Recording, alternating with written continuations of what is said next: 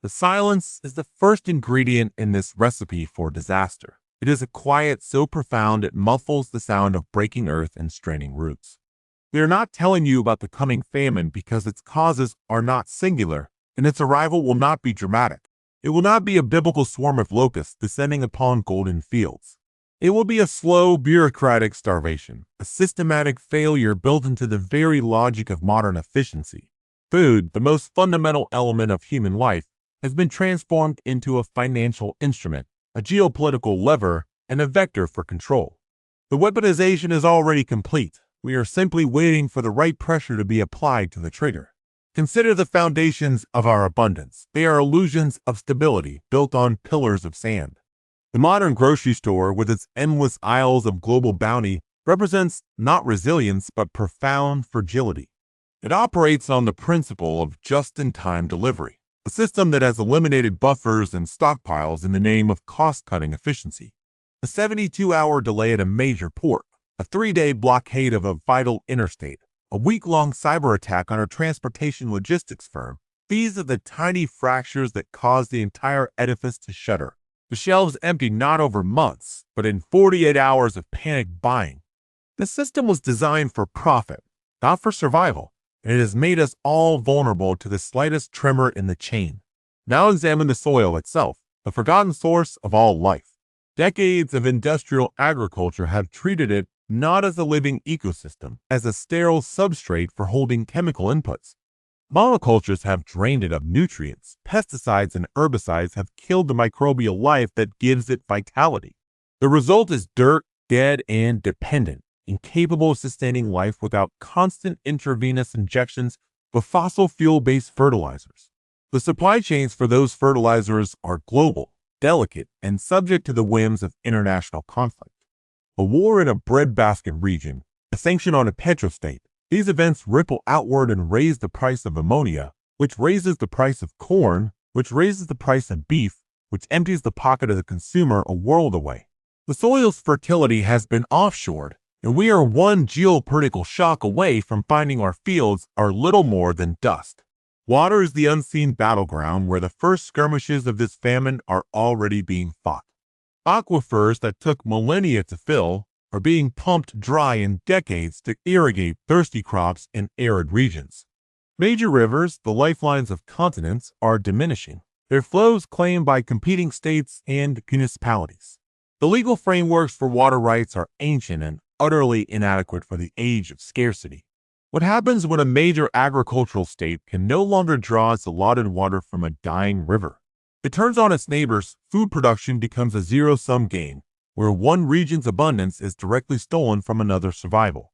The weapon is not a dam, though it may be used as one. The weapon is the legal and political framework that assigns life-giving water to the powerful while denying it to the weak. This brings us to the financialization of hunger. The grain that might make your bread is not merely a commodity. It is a futures contract, a derivative, a speculative asset traded on electronic exchanges by algorithms that have never felt thirst or known the weight of a harvest.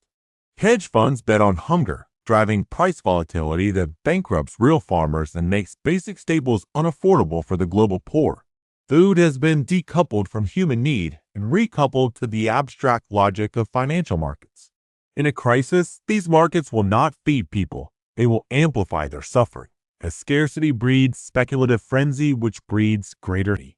The weapon here is the invisible hand of the market, a hand that can tighten into a fist around the throat of entire nations. Climate change is the accelerant poured over this dry tinder. It is not just about rising temperatures. It is about the subtle, deadly shift in patterns, the unseasonal frost that wipes out an entire fruit bloom, the week of rain that becomes a month of flooding, rotting roots in the field, the drought that persists not for a season but for a decade, creating permanent dust bowls where once there were plains of grain. The increasing frequency of thousand-year storms that smash infrastructure and salt-fertile deltas. Climate disruption does not create a uniform decline. It creates chaos, unpredictability, and systemic failure. A nation might have food, but no way to transport it. Another might have a harvest, but it rots in fields lacking laborers. The climate weapon is one of destabilization, making any long-term agricultural planning a gamble against increasingly loaded dice. The social and political dimension is where the weapon becomes active and deliberate. In times of scarcity, control of food is control of the population. History shows this with brutal clarity. Governments will prioritize urban centers, fearing the chaos of hungry cities, and sacrifice the countryside. Rationing systems will be implemented, powered by digital identities and biometric data. Your access to calories will be tied to your compliance, to your social credit score, to your political loyalty. Protesters will not be shot. They will simply find their digital ration cards deactivated. Food aid will be weaponized internationally, used to reward allies and punish enemies, creating client states and migration crises. The famine will not be a natural disaster. It will be a managed outcome, a tool for social sorting where the worthy eat and the troublesome are weakened, dispersed, or eliminated through the passive, bureaucratic action of denying them sustenance. The most terrifying aspect of this coming famine is its deniability. Each contributing factor can be explained away, rationalized, dismissed as a separate issue. The soil scientist speaks of regenerative agriculture. The economist speaks of market corrections. The climatologist speaks of adaptation. The politician speaks of temporary supply chain issues. None will connect the dots into the clear picture of systemic collapse. By the time the connections become undeniable, it will be too late to plant the seeds for an alternative. The resilience has been bred out of the system, both in the literal sense of genetically uniform crops and in the metaphorical sense of community knowledge and local storage. We have forgotten how to feed ourselves outside of the corporate industrial machine, and that machine is running on borrowed time and borrowed resources. The collapse will not look like a global event. It will look like a series of localized rolling crises. A region in the Midwest drowns under unprecedented floods. A war in a key exporting nation halts grain shipments. A region in the Midwest drowns under unprecedented floods. A war in a key exporting nation halts grain shipments. A prolonged heat wave in a fruit-growing region destroys the harvest. Each event is a crisis on the news until they begin to overlap, their effects compounding. The price of bread doubles, then triples. The selection at the supermarket shrinks. Week by week, staples become luxuries. Governments begin to talk of voluntary rationing, then mandatory controls. The social fabric, already frayed, tears under the stress of empty stomachs and the fear of a hungry child. The famine arrives not with a declaration, but with the slow, dawning horror that the system upon which you have built your entire life was a house of cards, and the wind has finally begun to blow. We are living in the final days of a fragile abundance. The weapon is not in the hands of a mustache-twirling villain.